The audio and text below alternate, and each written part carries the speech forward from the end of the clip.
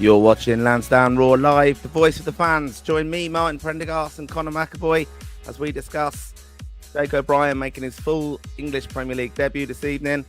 And we also catch up with a new women's national team manager being announced this week and all the latest news from OBIG. Coming up on Lansdowne Raw Live.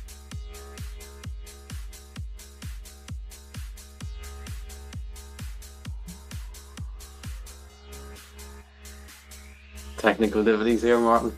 Difficulties is right. Yeah. He is going to kill you.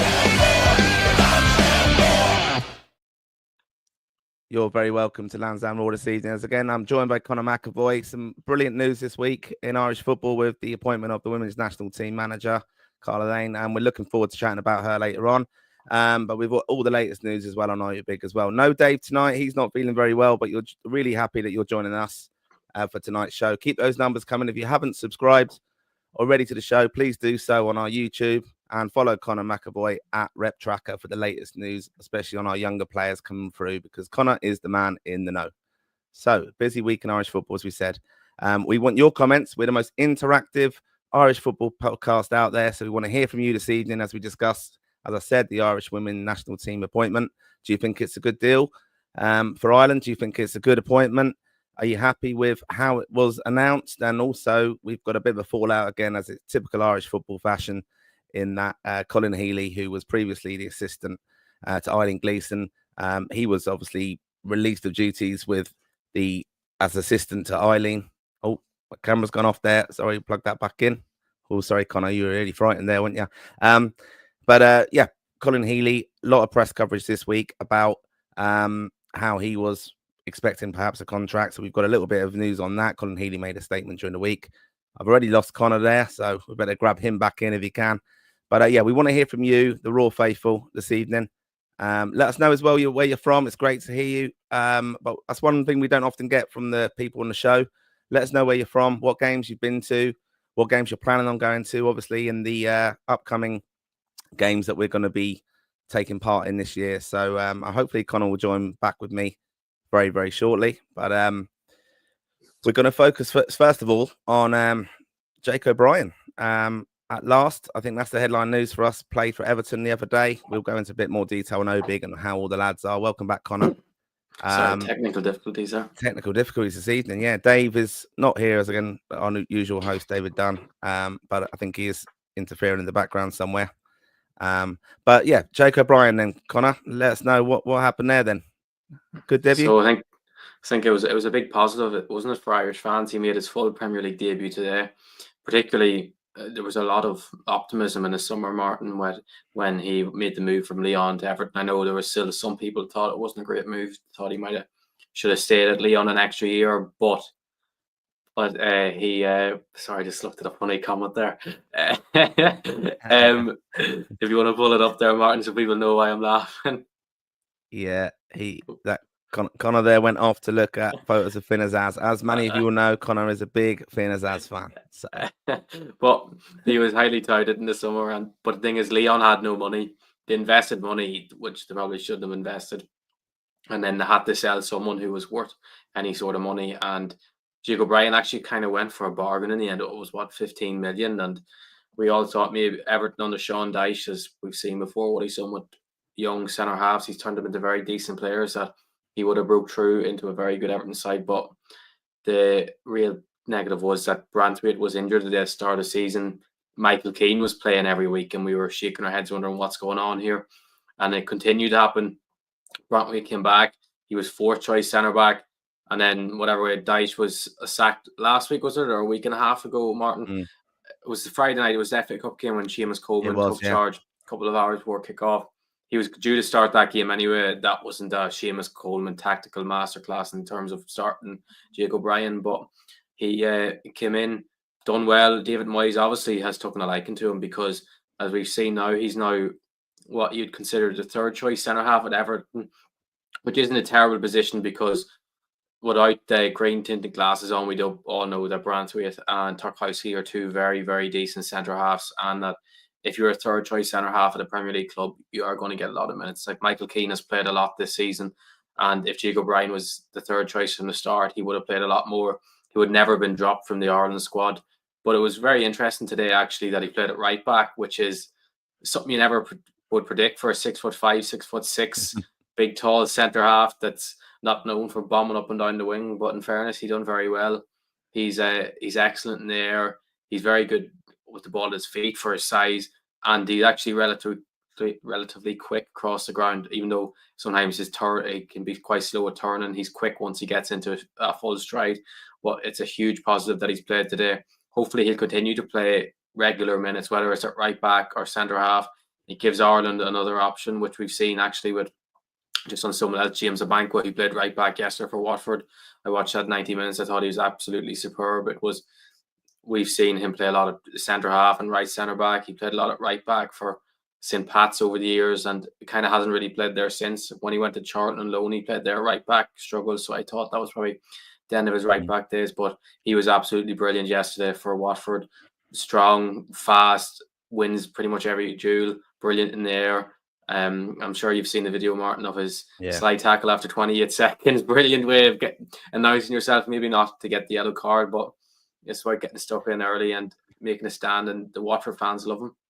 Yeah, I mean, that was great to see, definitely with that challenge. I mean, that's going to get the fans straight behind you, of course. But I mean, yeah, just about Jake O'Brien, I mean, it's interesting, I've seen a few interviews with him and after the game chatting and saying, that he is disappointed that he's not had more minutes. He knows it will impact Ireland, I think. I'm paraphrasing here, of course, but he doesn't regret the move at all. And one of the things is nice probably to hear from today's win against Tottenham, who are definitely now being dragged into that relegation battle in the Premier League.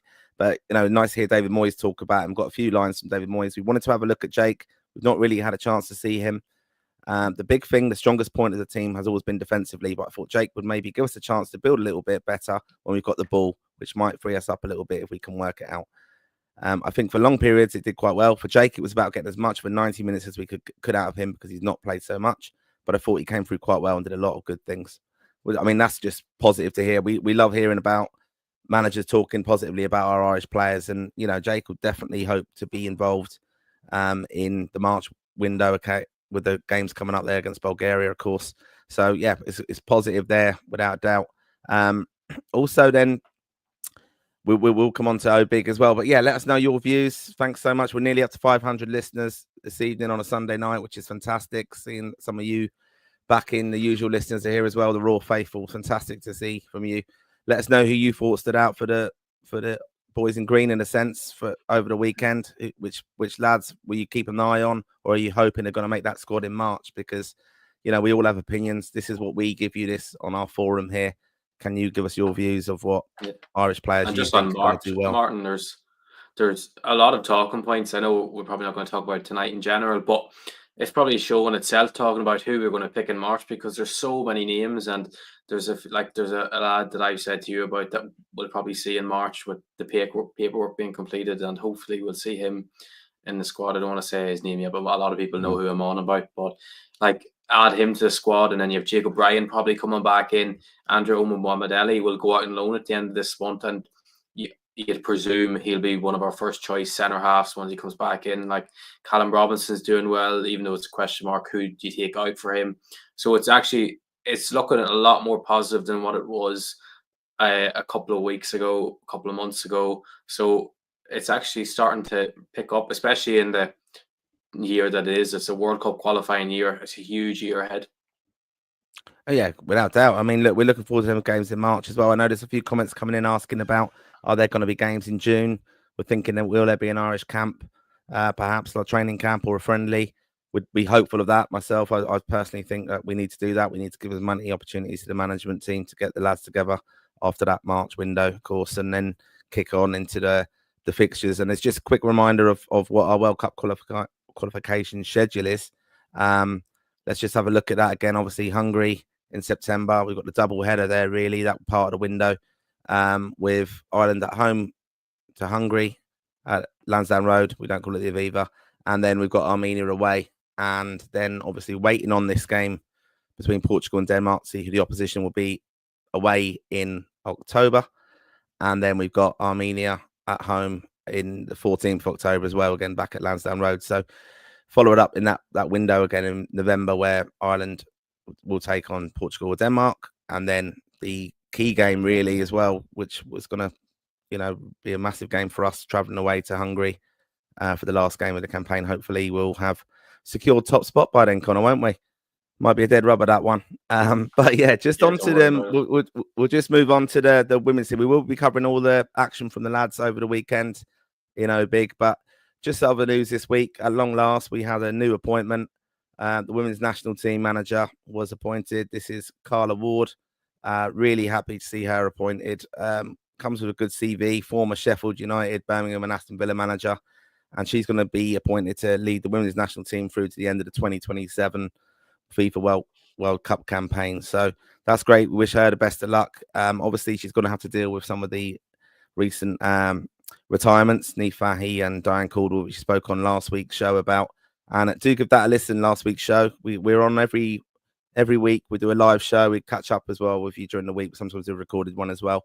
But the latest news in Irish football, do give us a follow here on Lansdowne Raw. But, this disappointment, I think it's a good one. It doesn't come without controversy, obviously, with the former assistant manager, Colin Healy, speaking out, giving a press release, which we'll come on to cover in a minute. But, again, women's football is on the up in Ireland. It's a kind of a transition now with this squad, lots of young players coming through.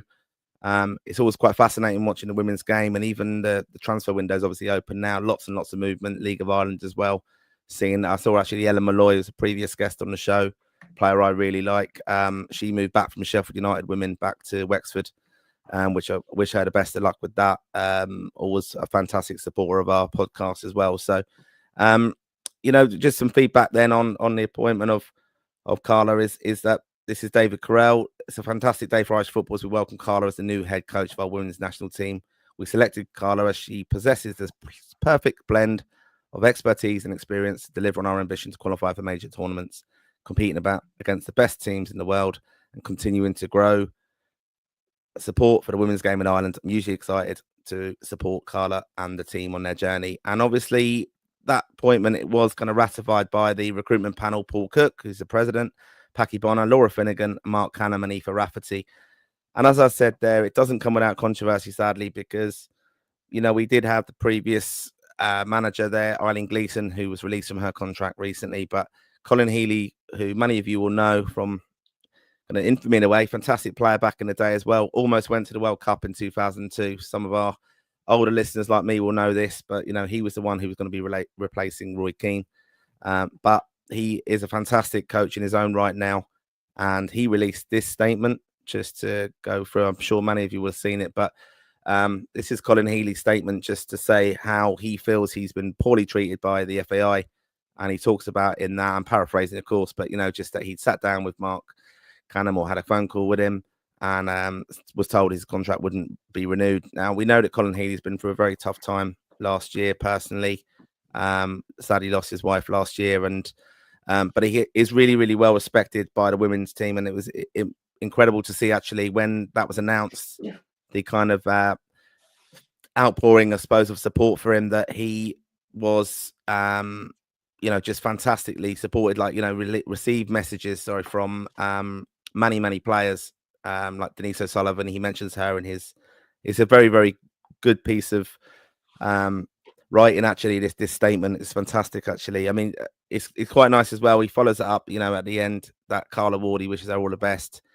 He's not really bitter about being released as the thing. I think it's just the circumstances, and he did have an opportunity to obviously secure his future and that for his family as well, but he turned that down to thinking he was going to be kept in the Irish role. But we just want to wish him all the best. Hope he's in a good place, and we will hear more from that. Of course, there he is as a coach there with Ireland back with the women's team under Eileen Gleeson, and that was just an interesting one this week. Obviously, the Irish media, they jumped on that statement being released.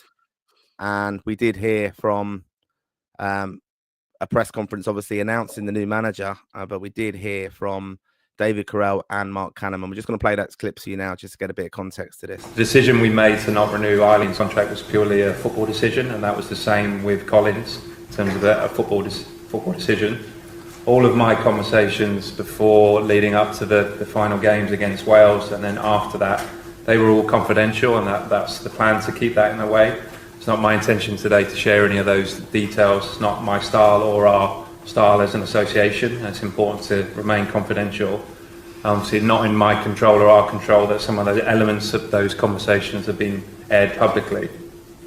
What I can say is I've been very consistent in all my conversations with Colin, his agent, and other people that have been involved in those conversations, that the decision that we make on the renewal of the contract or non-renewal would be based on a review, which is very consistent to what we've done with other teams in the association, with other head coaches.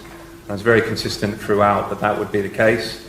And the staff and players were involved in that review, and it was always transparent that would be the case. And the decision was made then, after an assessment, that we would not renew the contracts of Eileen and Colin, and that was taken to board for approval, and then a conversation happened between me and Colin on the night after the board, same with Eileen, and it was very clearly laid out there would be no renewal of contract. So yeah, that's just obviously Mark Canham's take on it, and this has been quite divisive, of course, in Irish football, because a respected character like Colin Healy, as I said there earlier, respected by the team. With this, a lot of Irish ex-players who know Colin Healy or people in Irish football have kind of said how this guy wanted to continue in the role, wanted to offer his coaching expertise, I suppose, to Irish football, and we've kind of let him kind of slip away again. We do have a habit of this in Ireland, doing that, and it just really slams pressure on the FAI, because when a player or an ex-player or coach is releasing a statement like this, they feel they have to do so to get their side of it across.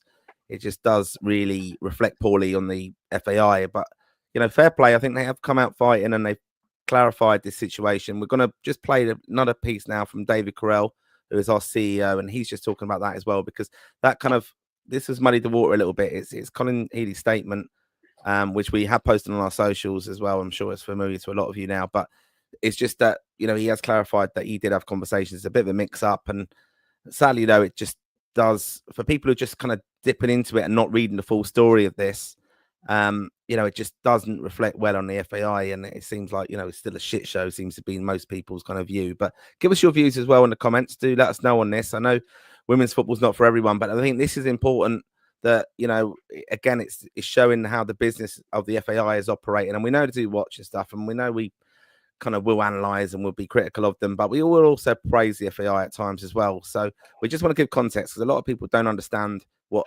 actually the workings of the FAI are sometimes. But this is David Carell just talking about the Healy situation. Thank you. Just to echo Mark's comments about, gratitude to Colin for his time with the association.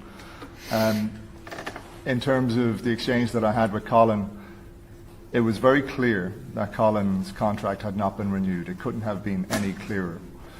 The, I suppose, confusion, or maybe the question mark, is around, at that time, we were made aware by his agent that Colin had other suitors, and this was when he was in, I suppose, the job market per se. We were always open to whoever was appointed as head coach, considering Colin as a number two, but it's always most important for the head coach to have that choice and that opportunity to appoint their own number two. So the exchange I had with Colin was very clear that while we as an association would welcome the opportunity to work with him in the future, there's no contract at the moment, but subject to who comes in and whether or not they would express an interest in Colin as being their number two, we would be open to it. And that is simply how the conversation played out. Yes, that is a misunderstanding by Colin. We could not have been clearer that his contract had concluded. The belief I had was that he had a genuine opportunity elsewhere, and while he could have sat back and waited to see what head coach was appointed and take his chances as to whether or not he will be considered for a number two, I expressed that I would understand if he did take another opportunity because it was a risk for him, and that was simply the correspondence that we had. There you go. That's just that bit of coverage there from Off the Ball. So we'll credit them for that, of course. But no, I mean, just it's good to hear from the FAI on this. It's a shame as well. It kind of undermines the appointment again of the manager on that day. There's a bit of controversy still about it. That's Carla Ward there, who's been appointed as the new women's national team manager. So give us your views on it. We know Colin Healy's very, very popular. We have reached out to him as well for a bit of comment as well. We know his agent said that's just the way football works. Of course, we know, don't we, Connor, that you do have agents involved, and there is sometimes miscommunication of who people are dealing with, and you've got to go to their personnel or whoever's their representation, and it can be complicated at times. But I think for Colin Healy to release that statement, it is quite kind of firm of his position on it, and I just hope it is resolved, and I hope that eventually there is a place for Colin Healy in Irish football. I mean, I've seen some comments already coming through, should he be involved in the men's game? I think it's difficult. We've got to remember Irish football's a business as well, but also these coaches, they're earning a living obviously from coaching and at high level, and these jobs, that's their livelihood that they're reliant on as well. So very important, I think, with that. Also, just on Carla Ward's appointment, it's important to note, I think Emma Byrne is going to be retained as the goalkeeper coach. So that's continuity with the old regime in a sense. And also Alan Mahon, who'll be familiar to many Irish football fans, played for Ireland over many years as well. So, give us your thoughts on this. Do you think it's damning of the FAI? Do you think, is it another mess up? Is it reflecting poorly on us? Struggling for money, struggling to sell tickets to things.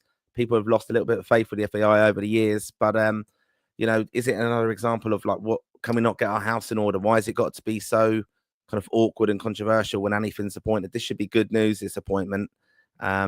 And also just generally, Mark Cannam's in for a lot of criticism in Irish football. I think, even on this, I'm like many of you Irish football fans, I'm sure, different WhatsApp groups, different supporters groups liaising with, and you're hearing from different snippets. And Mark Cannam just doesn't come across very well sometimes with people, and I don't know why that is. I've met him a few times. I met David Carell. David Carell, look, pure conflict of interest, no worries. I've met him a few times, find him absolutely brilliant to deal with. And he said, he has taken this job at the FAI to improve things, and it will take time. He didn't cut around and wasn't bullshitting me. He said, look, it's going to take a lot of time. We need to restore faith in Irish football. So, I think they're trying, but, a lot of people are very impatient with it. So it's just something obviously to be mindful of, but we wanted to give you that news on Irish football for the women's team, especially. But I think it's important, Martin, that we don't judge too much yet, because it's very, at the moment, it's very anti-FAI, and until Cannam's or Healy comes out with any actual full-on proof that this situation has happened or hasn't happened, we can't really judge too much yet, because as me and you, Martin, both know, the Irish public, people like ourselves, will naturally go towards Colin Healy's side of things on this, because he seems a real genuine person. He's a quiet individual, and something like this would take a lot for him to come out and make a statement like this. But I think the big thing on this is Colin Healy will definitely have plenty of suitors, because he's very highly thought of. If you look at what the women team themselves have said about him, and the fact that Cove are after him already. So it has been a really tough year for him, but I do think good things are coming for Colin Healy in 2025, and that it should be a good year for Irish football in general, and hopefully he can get his next move in football sorted as soon as possible. Yep, definitely echo those words, Connor, because wish him all the best with it. And of course, we wish the women's national team all the best. I mean, they've got a game coming up, a big game against Turkey coming up in February. So you can get tickets for that as well. We do promote Irish football. We will refer you to get your tickets, support the girls in green, support the lads as well. Actually, just a little bit of news on the season tickets. They've sold very well, apparently. I think it's expecting about 20,000 sales of the season ticket. I know there's a lot of controversy on that. So again, in the comments, let us know, have you renewed your season ticket, or has it become too much? Are you disillusioned still? Are you just not thinking, is it essential now that you have a season ticket, or are you just going to pick the games you go to? Just let us know in your comments. We want your interaction. We give you a voice here. We will cover all the comments in the show. So do let us know. And if it's abuse of Connor or me, we don't mind. Dave's not here to defend himself, but we are for Irish football's most interactive show. So we're nearly up to 1,000 viewers. Quickly tag your friends, add them in if you're watching it. Send them a link to watch the show. Tell them to catch up with Connor and Martin on Lansdowne Raw. Dave's not on again Oh, tonight. definitely. It's the second week second time in 2 weeks now that he's not been on. So and this is the essential viewing. Unacceptable, isn't it? It's not. It It's not is. what we expect. No. Yeah. I think I'm done with him. I think we need to look for a new host for the show. I think we'll find someone else out there. I mean, Ryan he's throwing me Doherty or under the bus a little bit. I mean, we can. This is just for you, Dave. We know you might be watching. We know you're not very well. And we know that might cheer you up. Just a little picture of Martin O'Neill there, who we know you absolutely love. So we just put that up for you. But yeah, look, we are, as we said, get the comments coming in. We're going to now come on to our boys in green just to catch up with how the lads got on this weekend. And of course, as usual, we're going to start with the goalkeepers. So, the goalkeepers for the Republic of Ireland, Caoimhín Kelleher was an unused sub for Liverpool this weekend. Mark Travers, an unused sub for Bournemouth. And Max O'Leary, 90 minutes in a 1-0 loss versus Coventry. And Josh Keeley, 90 minutes, 0-0 versus Peterborough for Leyton Orient. And Gavin Bazunu, 90 minutes, under 21s, a 4-2 win versus Newcastle. Any update on the goalkeepers from your side? It'll be interesting now, Martin, actually, what they're going to do with Gavin Bazunu at Southampton between now and the end of the month, because maybe they might want to keep him playing under 21s until the 31st or so to get as close to 100% before sending him out on loan, which I'd imagine is the plan. I'm just guessing that they will send him out on loan, because you'd imagine a player of Gavin's Bazunu's talent, there'll be interest in his abilities, which I think has to happen. A loan which should happen. He's done well actually when he's played for Southampton under 21, so he seems to have kicked back off where he left it. Well, actually, he wasn't probably in great form when he got injured, but in terms of his talent wise, he doesn't seem to have lost any of the talent, which is huge. And Josh Keeley actually has kept another clean sheet yet again after what has been an unbelievable couple of months from. I believe the Ireland management are taking notice of his performances as well, and I wouldn't be too surprised if he overtakes Max O'Leary quite soon in the Ireland pecking order. I know next season he'll probably be playing in the Championship, but I believe a top European club has been out to watch him every game over the last couple of months, which is very impressive. And Spurs, I don't know, Spurs will probably just end up making a lot of money off him, but I think he'll go out and loan to Championship next season, and then it'll put him right in the Ireland picture. Obviously, there's 3 top keepers ahead of him, but at the moment, we don't know the current situation with Bazunu, and Max O'Leary's number 3 at the moment, so I could see Josh Keeley taking that place pretty soon. I mean, we spoke last week about Bazunu and like how incredible it is that he's back so soon from that injury. And, again, you got to try and put yourself in his mindset. He's lost number 1 position just for the injury to Caoimhín. And now, he knows that March game's coming up. He's coming back to fitness now. He wants to be involved. Hold on in a second here, Martin. Martin, what did you say? He lost his place. Why? It was injury, wasn't it? That wasn't why he lost his place. Why wasn't it? In the March games, he was sitting on the bench. He didn't start the first one, and then he played the second one. But I think it was no, because I know we'll have a few people to give out about it. We have a few Liverpool Irish fans that would be thingy, but Caoimhín I think earned his number 1 place. He did, he did. But I think it was a thing of like Bazunu. It was definitely pressure there, obviously on the role, and he got it originally, didn't he, from Caoimhín through injury as well. So we're very, very fortunate to have 3 really good goalkeepers, and it's a position we're very, very blessed in. And obviously Caoimhín not playing as much now. We were hopeful of him maybe getting a move that probably won't happen until the summer at that. But, Bazunu now, if he's coming back to fitness, and Southampton will look after him, but they probably won't. Will they want him going off in March? Will they want him going off into a camp in June? They probably will. And I know there'll be a lot of liaison between kind of medical teams and things like that. But, if I was Bazunu, I'd be thinking, I need to get out on loan now and he'd be playing regularly unless he's going to be assured. I think he will be, though. That's the fortunate position. Even under 21s football for him, coming back from injury, I think that will have him ready for March anyway, even as the second choice goalkeeper. So, I think we're in a good position with the goalkeepers without a doubt. So, yeah, best of luck with his kind of recovery from that injury, because he's done really, really well. And I've got great admiration for him coming back from that. So, and hopefully we'll stand us well for that March window. Right, we're going to come on to the defenders now. So, the Irish defenders. Here we go. Seamus Coleman was not in the squad for Everton, but a very influential figure there, of course. Darragh O'Shea, 90 minutes, 6-0 loss this evening to Man City for Ipswich. Nathan Collins, 90 minutes, a very unlucky 2-0 loss against Liverpool. Liam Scales, 7 minutes, 2-1 win versus Kilmarnock. Shane Duffy, 90 minutes, 2-0 loss versus Sheffield United. Mark McGuinness, 90 minutes, 0-0 versus Preston North End. Callum O'Dowd, 25 minutes, taken off in the 3-0 win against Swansea. And Matt Doherty will be playing for Monday, hopefully, against Chelsea. Jake O'Brien, as we mentioned at the start of the show, 88 minutes, 3-2 win versus Spurs, who subbed on the 88th minute. Ryan Manning, 32 minutes for a loss against Nottingham Forest. And Andrew Bamadelli, easy for me to say, is not in the squad. Robbie Brady was an unused sub for Preston North End. Jimmy Dunn, 90 minutes, 1-0 win versus Plymouth for QPR. John Egan was an unused sub for Burnley. And Erin Cashin, 90 minutes in a 2-0 loss versus Watford. And Anselmo Garcia McNulty, 90 minutes, 3-1 win versus PSV. And Will Ferry, Monday, playing against Dundee.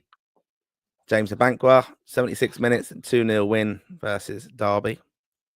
As you mentioned there, Connor. But yeah, look, just on him straight away, I mean, we've seen Cleverly talk about him. And you said earlier on the show, like quite impressive debut for him for Watford. Yeah, he was top class. It was great to see now, because I was very surprised actually that he left Udinese.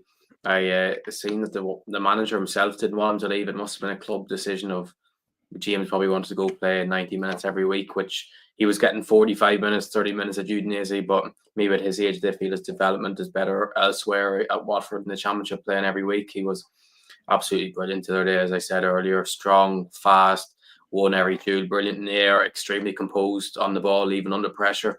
So especially playing at right back, which is, he's not played for over a year, which is always good to see a player seamlessly just blend in especially into a new side. And he got stuck in after 28 seconds. He linked up well with, I think it was Bad, played down the right. So it was good to see. And just on the other lads, it was Seamus Coleman, I think, is back in training. He was back training the other day. So I'd imagine it was fitness related why he didn't get playing. Aaron Cashin was playing in that game actually against James Abankwah. He's by far Derby's best player. He was absolutely superb. If you get a chance to watch Aaron Cashin, just anyone who hasn't watched him, you'll absolutely love him for the fact he's so small, but he's absolutely brilliant in the air, can rise above anyone. Left-footed centre half, so strong, brilliant in the tackle, extremely composed on the ball. And you'd wonder why he's not been called. I don't want to set him bad against Mark McGuinness because he's done very well for Ireland, but I would always have thought Aaron Cashin would have been ahead of him in the pecking order for the Ireland team. And there was huge links for Cashin to Brighton last summer. I'd imagine they'll come back in, or another top club will come, or top, say, a Premier League side or a very, very good Championship side will come in for him again this summer. Like, he's club captain at Derby at 23. He's absolutely brilliant. He's a player that I love and I think has unbelievable potential, despite he's 23 and he's not achieved a lot in the game so far. But it's, for a weekend for the defenders, it was a somewhat positive, other than for Darragh O'Shea, of course. Yeah, 6-0. Jeez, I mean, he's been quite good though. Darragh O'Shea, he's been playing all right, hasn't he? He's played well. Yeah, he's had a great season, to be in fairness to him. Yeah. Right, we'll come on to the midfield now. We'll just have a look at them. So the midfielders: Josh Cullen, 90 minutes in a 0-0 draw versus Sunderland. Jason Knight, 90 minutes in a 1-0 loss versus Coventry. Jason Malumbi, 90 minutes in a 1-1 draw with Stoke City. And Finn Azaz, Connor, you ready? 89 minutes, 2-1 loss versus Portsmouth. Andy Moran, 90 minutes, a 1-1 draw versus West Brom. Jack Taylor, 17 minutes in a 6-0 loss versus Man City. Jamie McGrath's injured at the moment. Will Smallbone, cousin Will, 15 minutes in a 3-2 loss versus Nottingham Forest.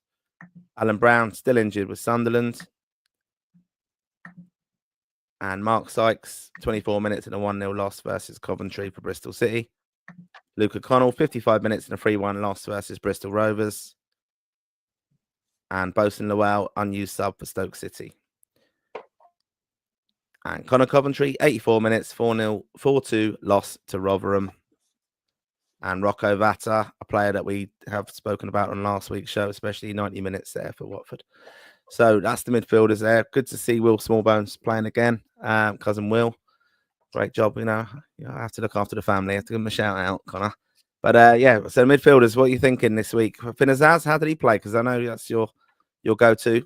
I didn't actually watch him at the weekend because I was focusing on the Watford game at the 3 p.m. kickoffs. But I'd imagine he didn't play great if they lost 2-1 to Portsmouth and he didn't get a goal or assist. But we go again. He can't play well every week, can he?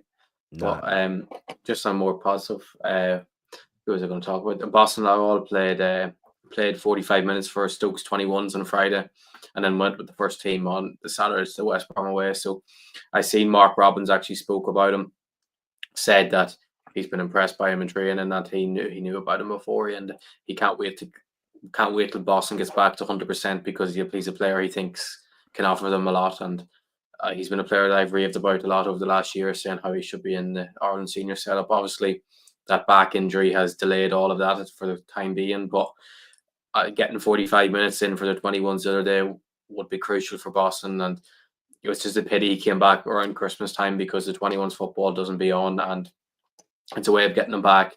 It's a way of building the fitness up by just playing at a half decent level. So hopefully he'll be back in the first team playing regularly soon. And the only worry I have actually with Stoke is that since Mark Robbins has come in, Andy Moran's been playing on the right, which I don't think benefits anyone. He was playing there last season for Blackburn for Blackburn in general, and it didn't suit him. Like, as good as he is technically, it limits a player of his quality playing out in the wing because he's not blessed with pace, although he's a very good dribbler. It's just not the Andy Moran that we want to see, and I would be worried now for the rest of the season if he's constantly playing on the right. It could push him back out of the Ireland squad again, which we want to see him in there. We want to see one of our best young talents playing regularly at a high level and playing in his best position and breaking back into the Ireland starting, hopefully, team. All right. Thanks very much for that. Do give us your comments, guys. Got a bit quiet in the comments, but we've got over 1,000 watching us this evening. So let us know your views and how the lads got on over the weekend. Which player you're most impressed with, or who do you think needs a move, perhaps, in this transfer window? And also do make sure you do follow Connor at Rep Tracker, because you'll get the latest news on all the Irish players there and where they're playing, and it's easy to follow them. That's all I do, get my updates from Connor, because he's the man in the know. And like posting the well, we've spoken about him before. I mean, Mark Robbins. Do you know Mark Robbins? Do you know what he achieved in the game, Connor? You're a lot younger than me, but I remember Mark Robbins from 1990. Do you know? 1990, yeah. Saved Alex Ferguson's job, basically. That's the whole thing. Scored the goal FA Cup. The FA Cup, yeah. Yeah, against Nottingham Forest. And kept Alex Ferguson in a job. But brilliant player for United. Scored some key goals over the years. So, that's Mark Robbins. But a good manager as well. He's had a good career. Yeah, he's a very good manager. He's done very well at Coventry. Yeah. Right, we're going to come on now finally to the attackers. So this is Obig on the attackers for Ireland. So starting off with Evan Ferguson, who's still injured, sadly. We do hope he's recovering well, though. I'm going to be back in soon. Troy Parrott, 70 minutes, 0-0 versus Utrecht. Adam Eder, 7 minutes, 2-1 win versus Kilmarnock. And Tom Cannon, not in the squad. He's been recalled from loan by Leicester City. Sammy Schmodix, injured still, sadly, for Ipswich Town. I could have done with him this evening. Festi Ebasele, not in the squad. Are there discipline issues? Connor's going to give us the latest on that in a minute. And Casey McAteer, 26 minutes, 2-0 loss. Mikey Johnson, 90 minutes, assist, 1-1 versus Stoke. And Chidozie Ogbene, sadly, still injured again for Ipswich. Callum Robinson, 84 minutes and a brace. I think he might have even got round of the match, actually, in that game. So well done to him. Michael Obafemi, not in squad for Plymouth. Spoke about him last week, so do catch up on that one. And Aaron Connolly, 27 minutes and a 1-0 loss for versus Hull City for Millwall. And Sinclair Armstrong, 12 minutes, 1-0 loss versus Coventry for Bristol City. Tyler Goodrum, suspended for Oxford. He got sent off recently. And that concludes the strikers. I'm sure there's a few errors in there, but we'll gloss over those and blame all Dave. good, I think, actually. No, it was all good. Yeah, of course it is. That's because we're running the show now. This is it, Connor. This is the future. Do let us know your comments, of course. Let us know what players you'd like to see in the strikers-wise as well. And that, I think one of the key things there, Tom Cannon, that move back. What do you think of that with Leicester? Huge. It's huge for his future. I think it looks like Sheffield United and Sunderland are battling themselves out for it. There was a report by Alan Nixon the other day that Sheffield United has £13 million bid accepted by Leicester, but I'd imagine there's no rush yet to move him on to where I think Tom himself was probably taking his time to make the right decision, because Sheffield United, Sunderland, both two very good sides, and I'd imagine the rest of the top championship sides will be in from, although 13 million is a lot of money for a championship side to spend up there, even though we've seen Birmingham spend 15 million on Stansfield this summer. I think we can take them out of the equation, even though they're League One, just because of the owners are in. But for your general championship side that has very good players and they want to invest in a striker to maybe be that difference to get up to league, it's mad to see 13 million is a lot of money to offer, even for a player of Tom Cannon's ability. I mean, just do you think he'll play at Leicester though? Do you know at all? Do you think he'll get an opportunity there? No, I won't. He's definitely on the way out.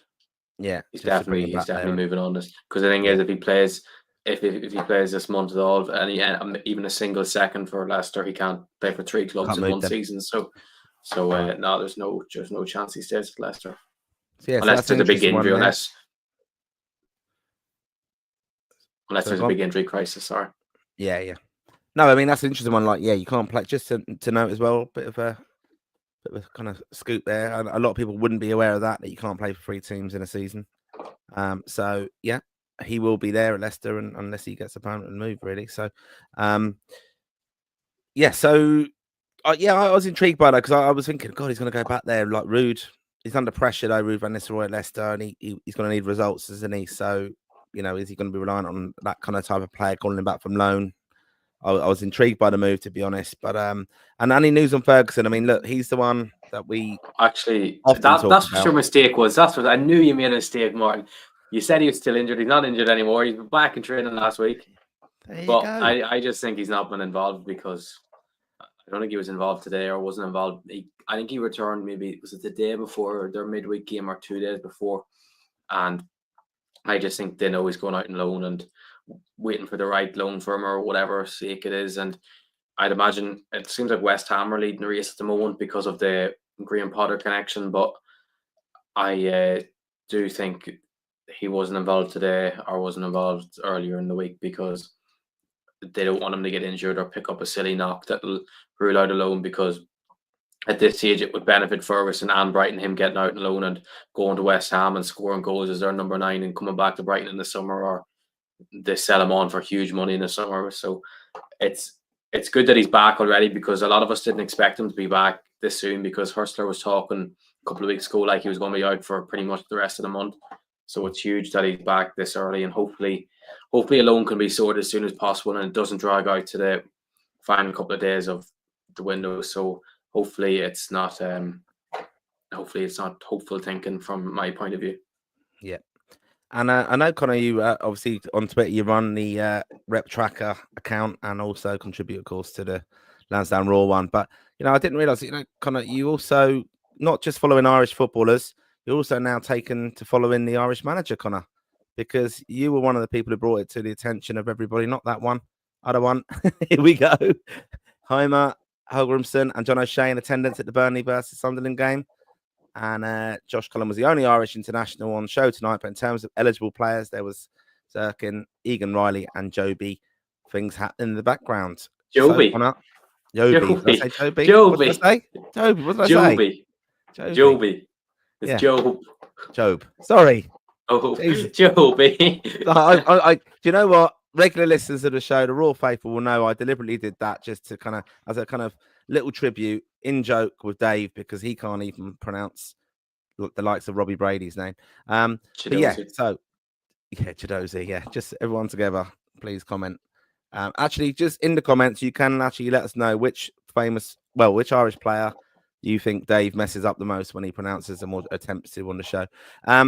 So yeah, back to this then. You think that was an important visit? I mean, it's interesting actually. I was following on Twitter recently when Tuchel took the job at England, and then straight away he's been at games. And David Connolly, former Irish international, of course, he's been quite scathing in the past of Irish managers not going to games and stuff. But this was Hamer and John O'Shea going, watching the games. And your account got a bit of coverage as well, didn't it? With the lads. Who was it? Balls, was it? .ie? Yeah, good lads over Balls.ie.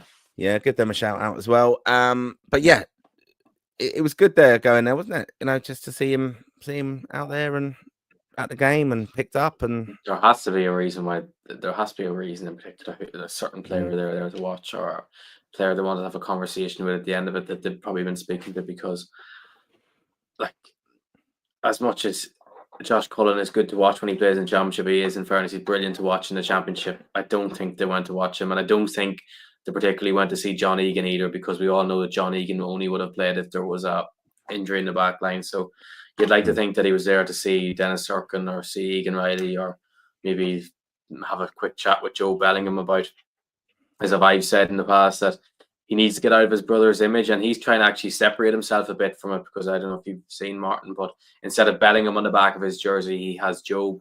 It's a way of, you can't blame him. He wants to try and create his own image in football and not always be known as Jude Bellingham's younger brother. And what better way of doing that is becoming an Ireland international and being a key part of Ireland qualifying for this next World Cup and taking Ireland to glory and showing what it's all about. But I think that's wishful thinking. But in terms of Egan Riley and Cirkin, I know Lee Carsley went to watch Egan Riley actually like about a month ago. So he's in fairness, he's been one of the best Championship centre halves this season. So if you're one at that level, England 21s will want to probably get you on board. So hopefully maybe a senior international call up would stand a higher grade than a 21s call up, in fairness. But I think Cirkin's the main one that we've probably been looking at, because from stuff I've heard in the past, there's been a lot of chat with him in the past. Even before it was Stephen Kenny had spoke to him, underage managers, and there was a few complications from people arguing that he wasn't actually eligible, but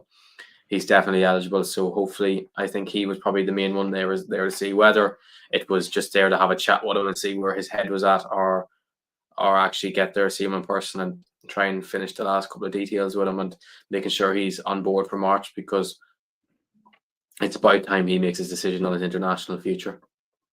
Yeah, I think it's good to see, though, like the Irish manager and John O'Shea. And I notice there is a little network going on there that go around to games and stuff and watch these players and interact with them. I think Stephen Kenny did it quite well, to be fair.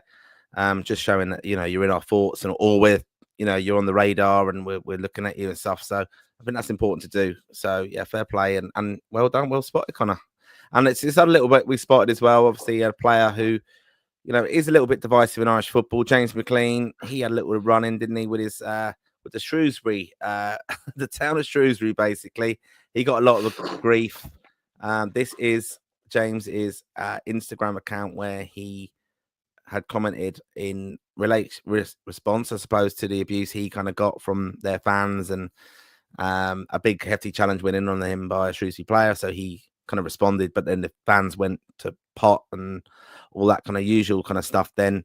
But James's response was, in fairness, if I was born and raised in Shrewsbury, I'd probably be this angry as well, because it's an absolute cesspit full of inbreds. So that's James McLean bringing a bit of humour, obviously, to... I don't think that was humour, Martin. I think that was it's a bit of abuse. Yeah. That was personal insults to people at Shrewsbury. It's endearing himself to another football fan base, as only James can. A couple of other things I think just worthy of note. I kind of caught up with over the week, I suppose. I saw the Tommy Tiernan show, which is quite a good watch every now and again. But it was good to see George Hamilton looking so well on that iconic commentator that many of you remember from the 1990 World Cup as well, where he uttered the iconic line, "A nation holds its breath." So good to see him looking so well. I think he's gone through a few health troubles in the last few years, he said as well. But former guest of the Republic of Ireland Soccer Supporters Club in London, absolutely brilliant. His book's a really good read as well, and it's actually called "The Nation Holds Its Breath." But really interesting story. Great lad actually, and great to see him looking so well. So. And Martin, sorry, we forgot to speak about Bessie, about his current situation from. Oh yes. When I spoke to the lads at WD18 from the Watford fan channel the other day. I was speaking about a banquet signing, and they spoke to me about Fessy, because it's been a bit odd over last month or two that Fessy went from probably being their best player at a time and being one of the best wing backs in the Championship to suddenly being dropped from the starting 11, and that the weekend he didn't even make the bench, and we thought it was injury related, but he just wasn't picked. And they said that cleverly had said in a press conference that Jeremy Ngakia, the other foreseeable wing back or right winger / right back in that sense. They used to be playing 5 at the back, now it's a 4, but that he was training a lot better than Festi, and Festi's training wasn't good enough. So it's just a question now, what is Festi taking it light in training, or is he not putting 100% effort in? Because when you see Festi play a match, it's always 100% he goes, and you'd never question his attitude. So you'd wonder what is going on there, that his training standard isn't up to par. And like, for a player of Festi's ability, he should be one of the best wing backs in Championship without a doubt. And we've seen him in the first half in England against England at Wembley. He was probably the best player on the pitch, and he came on against Finland and tore them apart and won the game pretty much single-handedly. So it's very disappointing to see his current situation at Watford, and I don't know whether he'll go back to Udinese and head somewhere else, or Udinese will want him back playing as one of their wing back options. But it's very disappointing, because even over the last month or so when he's played, he hasn't even played on the right. He's played on the left, which is a disappointment. Like, because he's not. You don't see the best of Festi Abasali playing on the left, because you're not going to see him pick up the ball and dribble with his left foot and whip it in with his left foot. Even though he did that in Finland, it's just that was one very, very good ball. But in general, that's not his game. So hopefully we'll see him turn it around at Watford, or head back out and loan somewhere else, or go back to Udinese.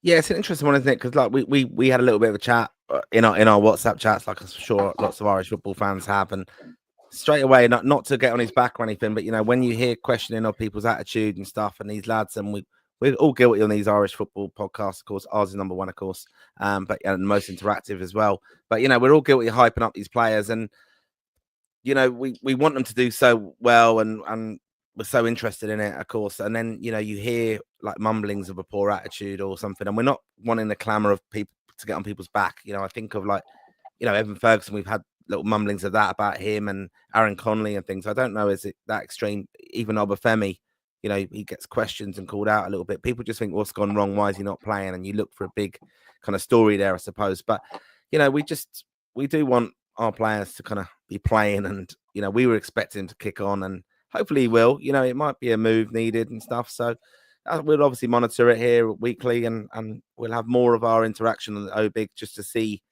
actually lads are playing rather than just on the bench or unused. That concerns me when you're looking.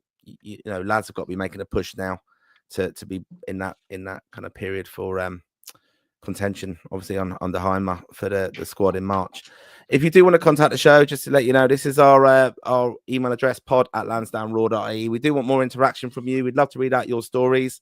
If you've got any questions about ticketing or anything in relation to Irish football, or one other thing I would mention actually on that is if you are, Ireland are casting the net far and wide, whether you think that's a good thing or not. But we do have contacts with the FAI. We've helped them in the past. We put them in contact with players who, especially where I am in London, who are, underage, coming through academies and things, but they are eligible for Ireland. And, you hear they're doing well. Or even we've had players, like parents or representation from players, say, he's eligible for Ireland. He'd love to get involved. We've not heard from him. He does qualify. We've put him in contact with the FAI before. So it's great. And that's what I think that's something that the FAI do need, that kind of support from the fan base as well. Also, I did see the FAI schools played this weekend. Did you monitor any of that, Connor? Did you see that game against Australia? Say again, repeat yourself. Sorry, I like that. The FAI schools, did you see that game? The under-18s? Oh, yes. I seen that, actually. I know I didn't see any of that, actually. I was more focused at the under-15s played Australia's under-16s, which is the more traditional international football, as a sense. And I spoke to a lot of people there, and that's saying that the Australia under-16s beat Ireland 5-3, but they said there was a huge physical discrepancy in the two teams, because obviously, as we know, when the difference in a player at the age 15 to 16 is huge in terms of just that one extra year of growth in puberty, and that it was like men versus boys at times. But Ireland done very well, like to finish 5-3 against a team any age older than you isn't bad at all. And it's something that there's a lot of very, very talented players in that group, and there's one player particularly who I don't want to say his name just as yet, but would be hearing huge things of him in the next year or two. So no, it's a very talented group, and I look forward to see how they develop over the next couple of years. Yeah, I mentioned the under-18s there just because I got a message from a friend of mine. I'll give him a shout out, JP Golden, and he just said like, my friend's son played for the schoolboys, Irish schoolboys.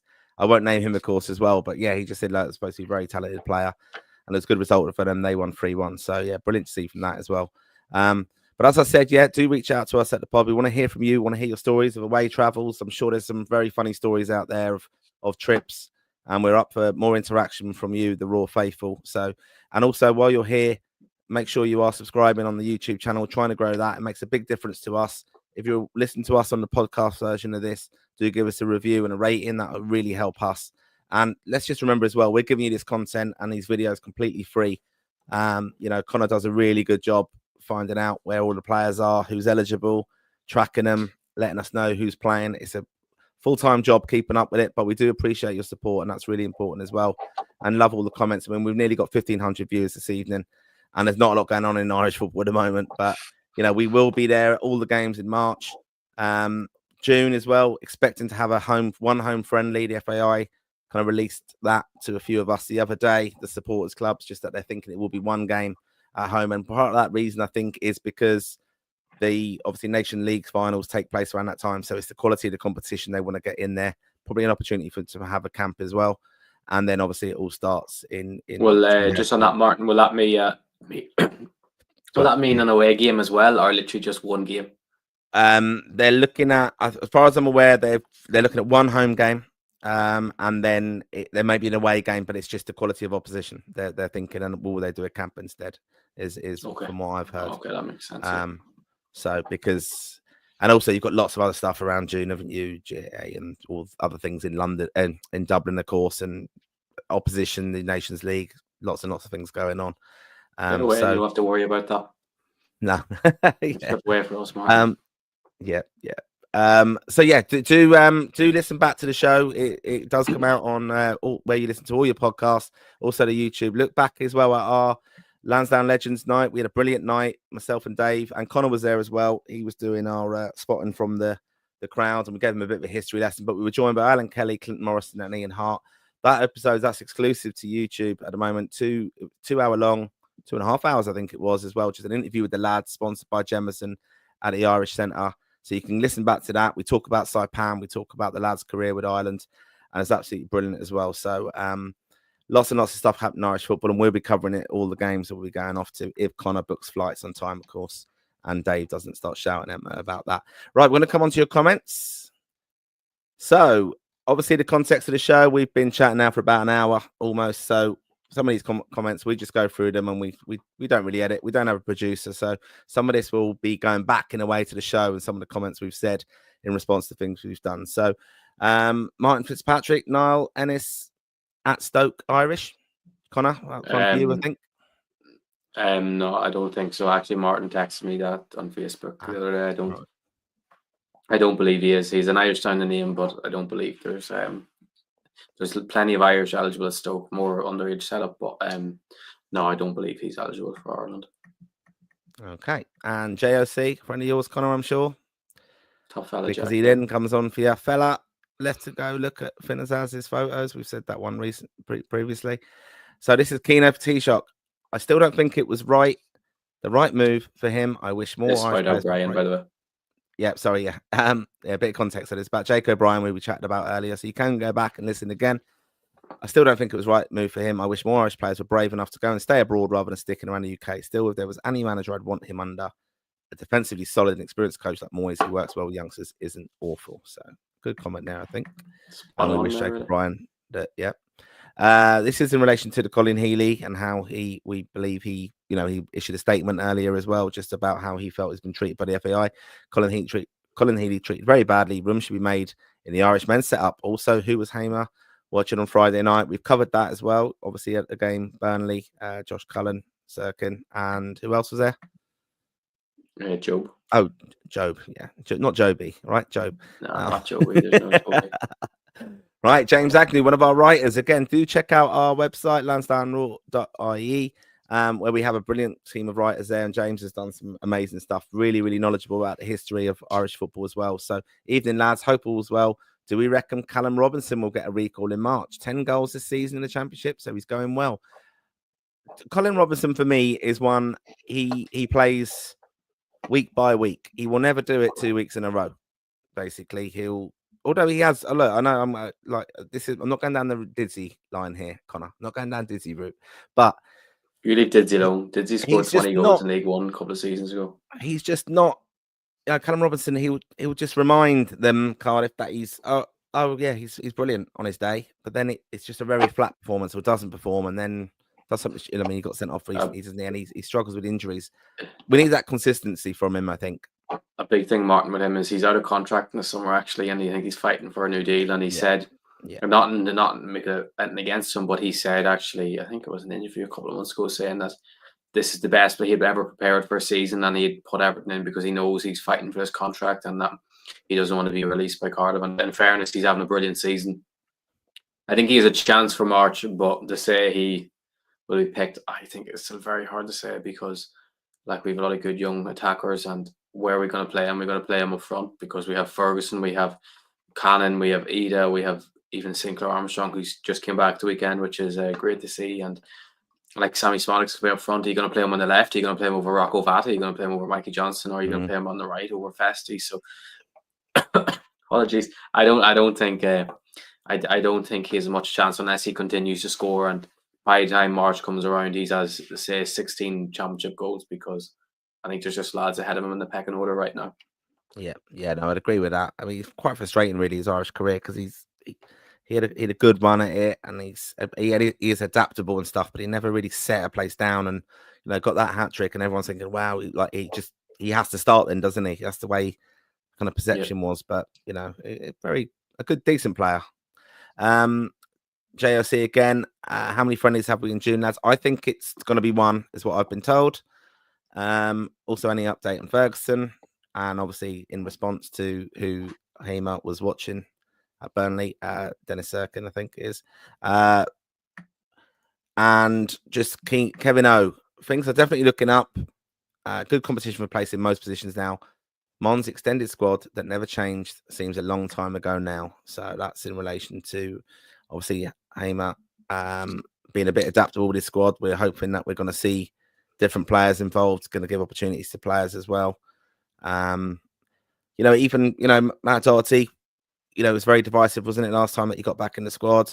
Is that going to happen again? He has to be picked. He has to be picked, Martin. As simple as it's you can't deny a player playing every week and playing well in the Premier League. You can't deny that. No matter as much as he's annoyed us in an Ireland shirt, he has to be picked. Yeah, we're not in that fortunate position to not have a Premier League player playing, are we? But it's, again, I think one of the things, it probably was a bit of a kick up the arse from Hamer when he did that, to show, you're probably not bigger than it. Go and prove it now. If you really want to play, you'll be here, and you'll put the effort in. I mean, whatever level of football you play, you've got to work hard. That's it, and you've got to run. I mean, you even hear that now about Tottenham and Man United and the troubles they're having in the Premier League, and play. The very basic of a player, professional footballer, is you will run, you will work hard, and that will indeed to fans. If you run and you do your best, I think that's a big thing for me anyway. Mark Tangi, sorry, I'm butchering your name there. Are we running out of time for a Ferguson loan move with the ankle injury? Connor, you've clarified that he's in fact not injured. We have got someone did say Martin Fitzpatrick said he is down as injured on live score, but he is back in training, isn't he? Yeah, Fabian Hurstler said himself he's back training last week. So live score is probably just going to say that because they're just going to take it as he's not in the squad and he was already injured. So obviously he must still be injured. But Hurstler said he's back in training. So he's all right. And could Mark again here? Could McNulty do a job at left back? Yeah, definitely. He's last season he played there actually all year for PEC, Zola, whatever you call them. I think that is their name. And but I think he actually said to the manager in the summer that he didn't want to play left back anymore and he wants to play centre half. That's his best position. And I would agree with him that he could do a job at left back, but I do think probably at left back I probably would say O'Dowda, Brady, Manning, who actually played. It was good to see him get half an hour today, are better options at left back, because just the aspect of going forward, maybe defensively he'd be better in 1v1 situations, but it's modern football. You need someone who can go forward a lot more, and if Dennis Serkin comes in, which we would really like to see happen, that would probably rule out McNulty playing at left back. Left centre half or anywhere in the centre half. He's a brilliant player, and hopefully he will see him in the squad in the next year or so. But not left back, in my opinion. Yeah, it's just a strange one, isn't it? Like talking about like players there. Like I was thinking, like Jake O'Brien played for Everton, as we spoke about earlier, at right back, and Darragh O'Shea played against Wales in the lockdown game. I remember at left back quite a few years ago now. But we do have an adaptable kind of defensive unit in the sense that they can all kind of go in everywhere. Matt Doherty has played wing back, played on the left as well, played on the right, of course. So, we have an adaptable squad. And I think even back to the point about Matt Doherty, will he be in the next one? If you're playing at a very, very high level and you're a good player, you can fit in anywhere. But the using the language, do a job, we've really got to be thinking we don't need to do that unless you've got a massive injury crisis. And there is just opportunities at it, left and right back of this team. There's opportunities to get in there. And that's where we kind of had the hope, even with Festi, that he was going to, the right wing back position, obviously missing out Chidozie with injury. So, there's options, isn't there, for this team and these players coming through. So we just need to find them. That's the thing. And obviously them kick on as well. Love this one. G, I like the little avatar, is that what it's called? Down with the children today. Evan will be sold in January. There you go, from G. And this is John O'Sullivan. The Englishman Martin is on, Connor. Oh, very good. And I like the... God love us. Yeah, God love that's us. it. John, only we'll mess in the evening, lads. Cheers, John. Yeah, don't be alarmed if you have just logged in to watch the show. I have got an English accent. I live in London. So part of West London, by the way. John O'Sullivan. Hopefully Louis Barry will be brought in as well, as the others. Hamer was watching at Burnley match the other day. Louis Barry? Can't say anything about that name. Cannot speak on him. Okay. And then we'll quickly move on. Dave is probably watching Fair City. That's a bit harsh, John, I would just say, because there's no probability about it. He is. John, come on.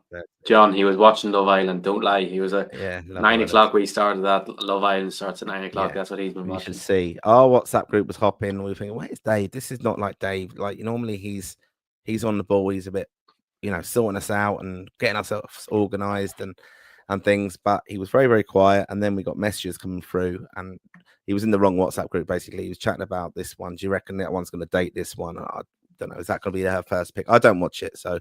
But then we said, Dave, we're doing the show. But no, it is Love Island talk. Unless he's going in the house. I don't know. How's it? He's a bombshell, is he? Yeah, he's in as a bombshell. David Dunn. What do you think? We'll get it trending. Yeah. David Dunn. Get him in. Yeah. So he could be doing that. Right, Ben C06. Do you think Matt Topley will be in for March? We both think he will be. Yeah, we've had a chat about that. And Alfie Corneli. Good evening, guys. Are you both looking forward to the new League of Ireland season just around the corner and a really strong league also? Connor?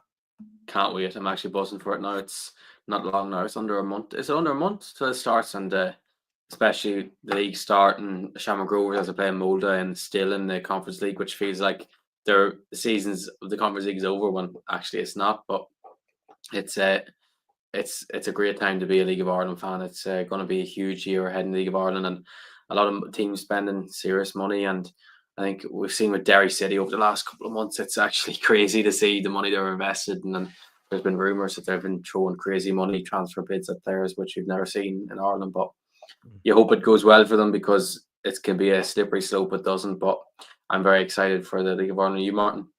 Yeah, I am. Yeah, like I don't follow it massively. Obviously, being in London, I've kind of followed non-league here, and obviously Man United, who could soon be non-league. But I do keep an eye on it. And when I go over to Ireland, like see family and things like that, if there's a game locally, I'll go down there. So I do go to Waterford quite a bit. I'm going to try to get to a Wexford game. I do want to go and see the women's team at Wexford, because I want to catch up with Ella Malloy.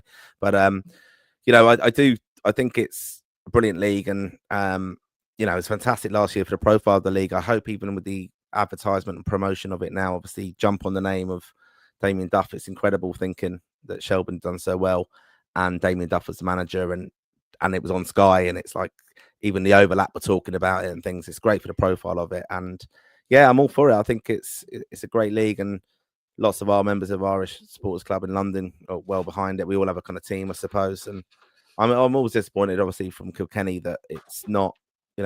We struggle for a team. There now. But we obviously got Kilkenny Carlo. So, and I'll give a shout out to David Roach as well, who we've also had on the show, who is a physio involved in the Irish backroom teams in the past.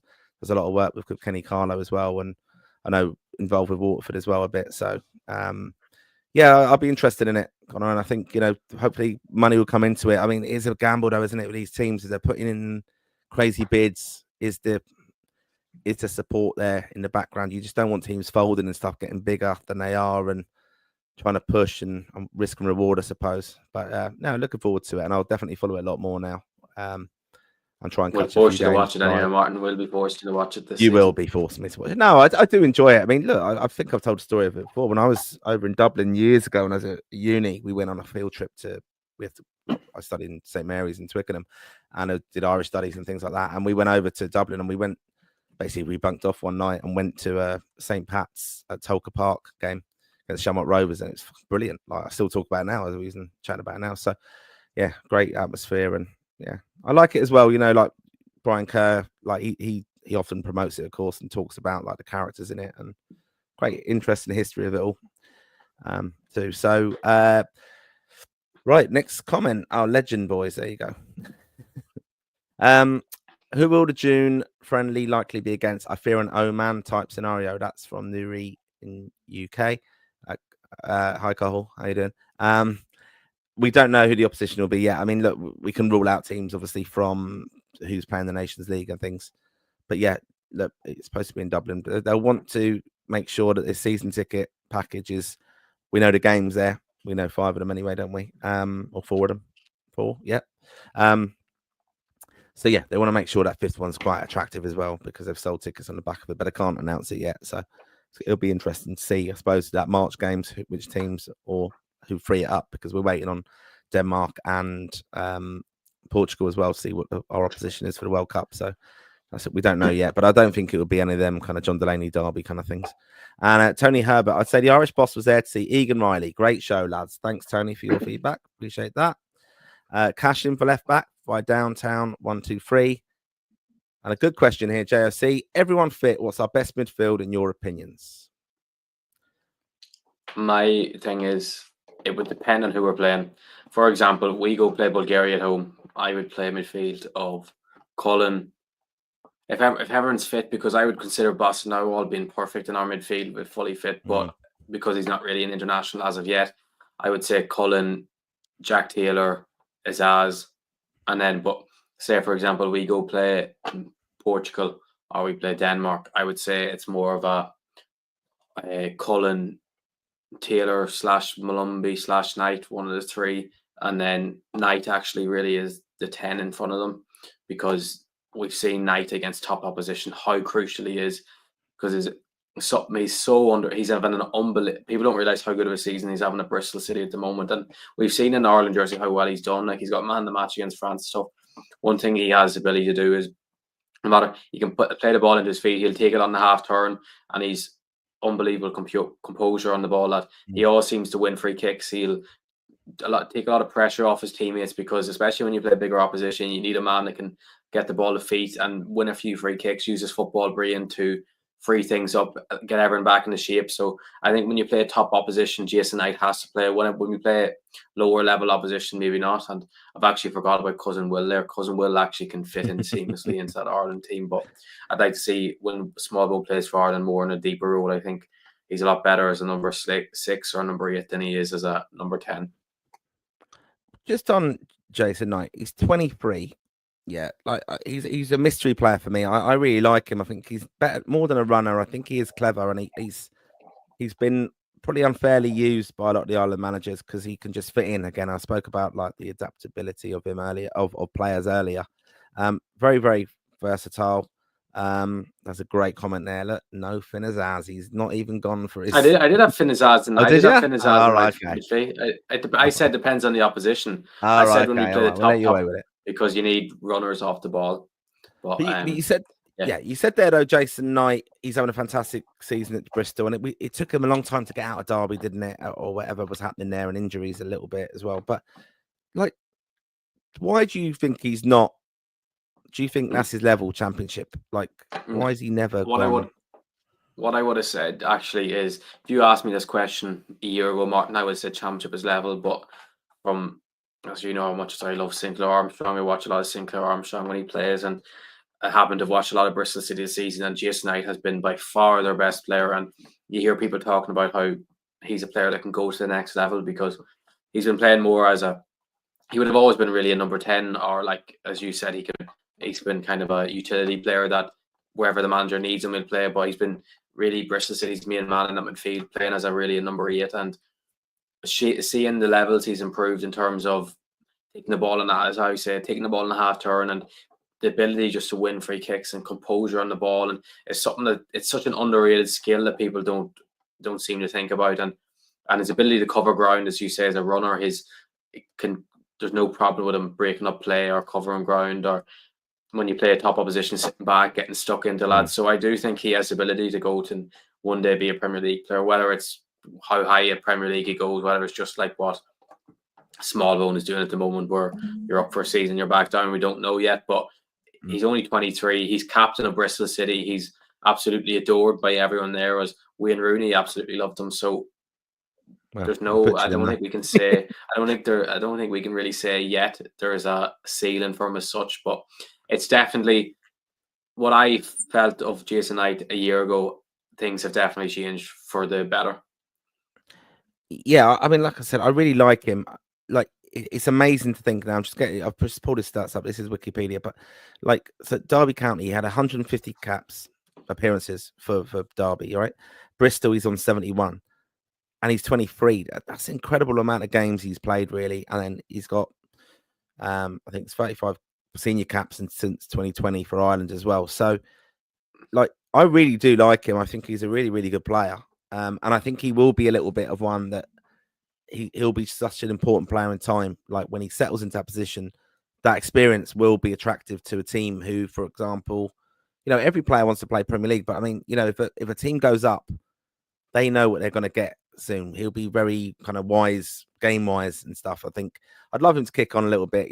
Look, you think of like Sammy Schmodix getting the move late on as well, and players do peak at different times. But, we forget he's 23. Like, we talk about all these young players, and we forget he's a very, very young player, Jason Knight. And those stats are incredible, the amount of games at a 23-year-old at a decent level.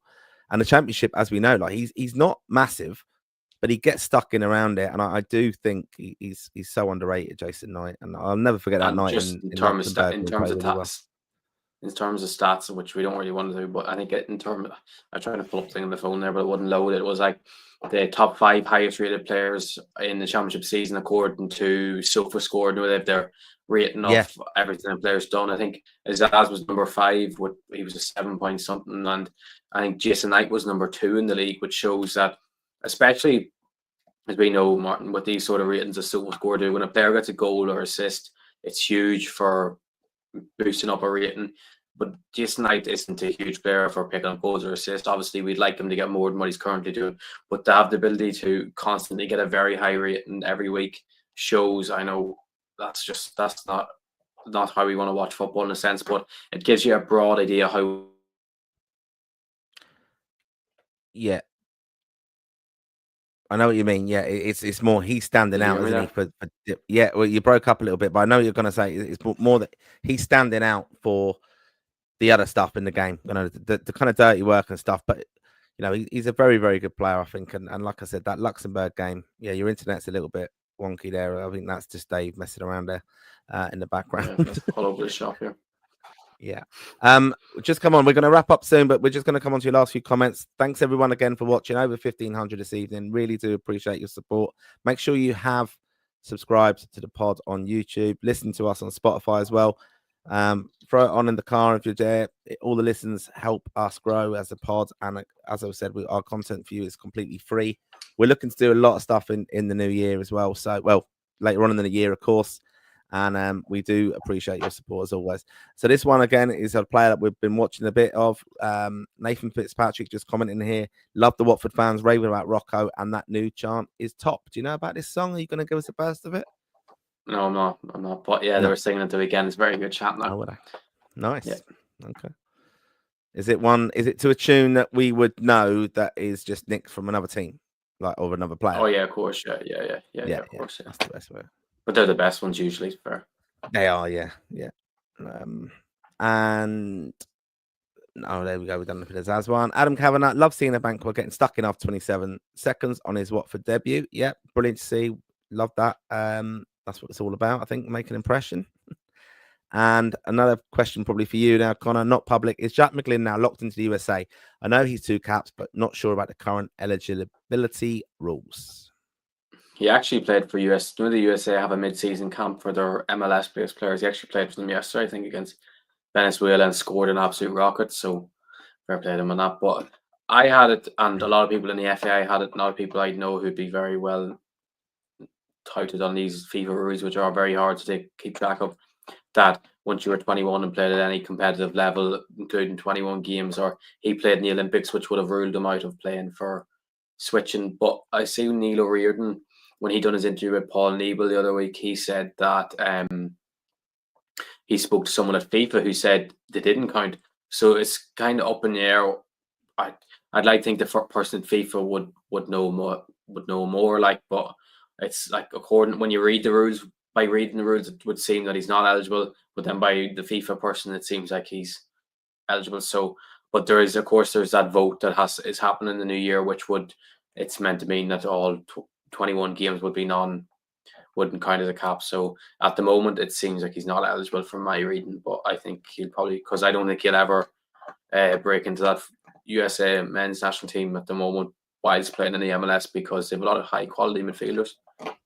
So that vote, then we'll obviously do a bit of research on this and cover it in the future show. But like, what is that? Just that if you are playing under 21, you can play under 21 for Ireland, but you're not tied into Ireland. Then is that? Yeah, in a sense, it was that. Like, say for example, Sinclair Armstrong is eligible to play for Nigeria because of his parents. He wouldn't have been able to switch. He currently can't switch to anyone else because he's played for Ireland under 21s at the age of 21. Same with Liam Delap with England, he couldn't switch to Ireland. But the rules being changed to say is that they can't switch. Under 21s caps will be the same as like an under 19 cap and under 17 cap. Yeah. And the age limit for instead of it being 21 for senior football, you can't switch at 21, below 21, for example, it'd be 22. They'll move the age up by 1 year. But there has to be a vote take place. But usually with these sort of things, when they come to FIFA, the FIFA Congress for a vote, it's extremely likely to get put through. Yeah, it makes sense as well, though, doesn't it? I suppose. Because I think, like we've been the victim of it in the past as well, and even back into early 90s and stuff, and England used to always do it cap London Irish born basically as well. So just to kind of think, well, captain for England underage to stop Ireland getting them was definitely a thing. I think it was Kevin Gallen. They tried to kind of a good little player at QPR at one stage. So he was one of the ones that first came to mind there. This is just about the possible opposition for the June game. Wouldn't the ideal oppositions for the June friendly be Palestine? They'd hit that perfect sweet spot of a team who would attract a big crowd, but would not charge a higher match fee. You list in FAI. I don't think that will happen. Do you, Connor? I want to play against a team that's actually competitive, not match. No disrespect to Palestine, but that's a testimonial, basically, isn't it? Really, or something. We want to prepare for World Cup qualifiers, and as much as a nice touch, maybe as a second friendly, if we couldn't get a second opposition, but like we want to play against a team that, in terms of testing ourselves, and you can build what we're wanting to do into the World Cup, because you play Palestine, it's like I can't even think who's fourth season. Armenia, it's a lot worse. It's like playing a worse version of Gibraltar, I would say, playing Palestine. So, I think I understand the sentiment of it all, but I think it's quite divisive, and I don't think I would want to go near it. We'll let Bose play them. Bose would love to play them. That's something Bose would love to do. So we'll let Bose play them. Right. Liam Hewitt, Hamo was at Burnley, Sunderland. Yeah, we covered this earlier. Obviously not watching colour, any chance of job. Job. Dave's gonna love this. Yeah. Job. Anyway, yeah, we covered that earlier. He was watching them all. He was there to watch them all. What about Collins as a number 6? Oh, sorry, I'm not even putting a comment up. What about Collins as a number 6 in front of O'Shea, McGuinness, O'Brien, Scales? Is he mobile enough for that? Is my question. It's my worst nightmare, Martin.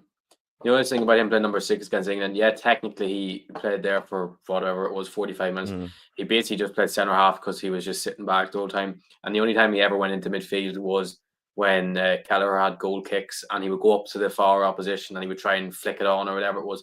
But he never really stepped into midfield and played as a traditional number 6. So as much as it wasn't really.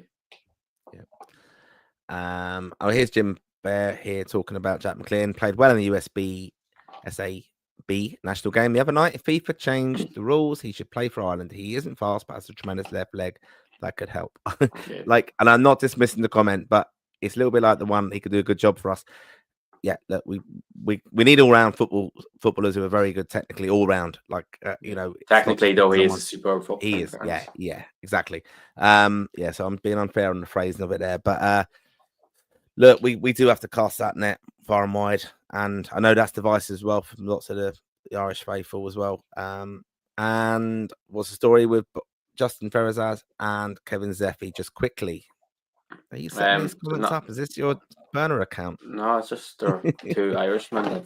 Two Irishmen playing in Italy. I think we'd like, because academy football in Italy, to be honest, is pretty crap. Actually, Naz Razi making the bench for Como last week is big news. We spoke actually with the video, myself and Dave done about 5 breakout players about him being possibly one, and he made the bench for Como, which is huge in the Serie A. And I think he'll be on the bench again tomorrow. He wasn't involved with their Primavera side, so which is a big indication. But Zeffy's actually having a really good season since coming back from pretty much what's been a long-term injury, and it looked like he was going to get cast aside at Roma. He's top assister in Primavera.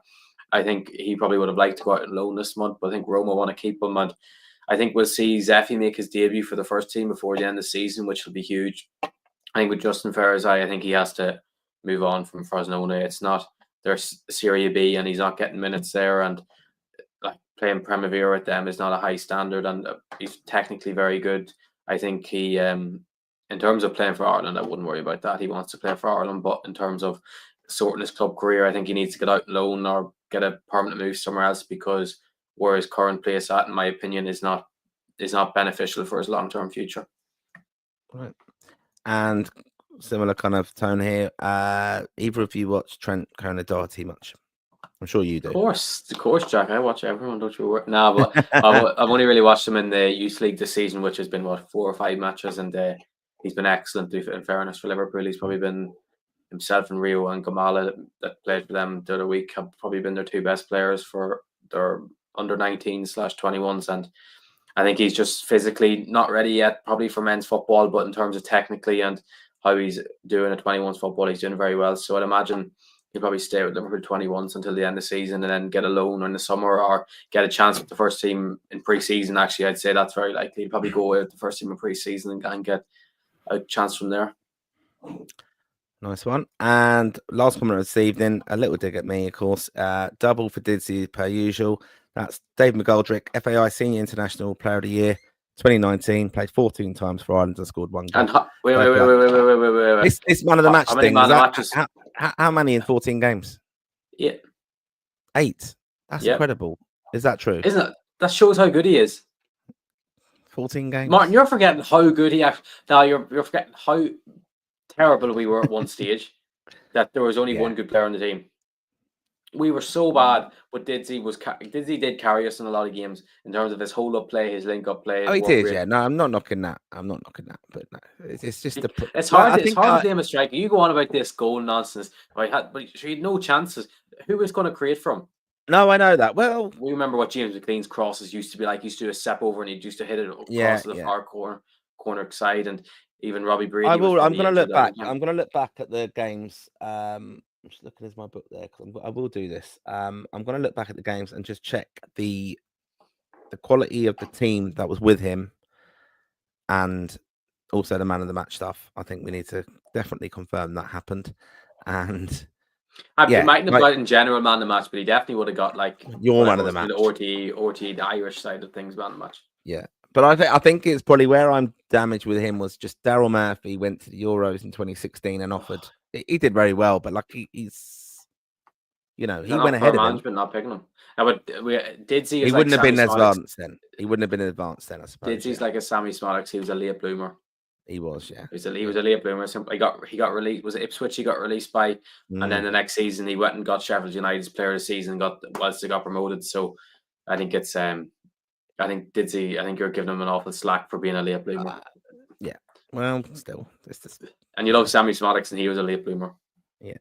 well, Smollix brings a bit more to us, I think. And Hendricks in midfield might as well have been playing non-league, says Baylor. So anyway, we're going to leave it there this evening. Thanks again, everyone, for your support and comments. We've got over 1,600 watching us this evening. Do follow Rep Tracker on all the socials, of course, and ourselves as well. Do give us that little bit of feedback. We would appreciate that.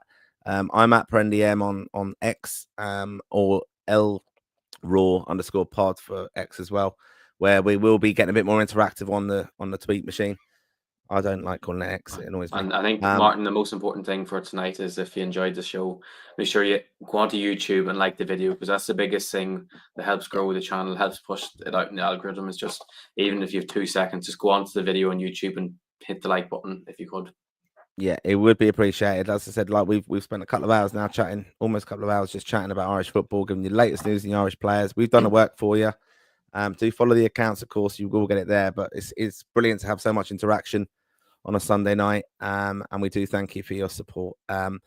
So that's it. Over and out. Lansdowne Raw live on a Sunday. Thank you very much for your support, and we'll catch up with you soon. Come on, you boys in green.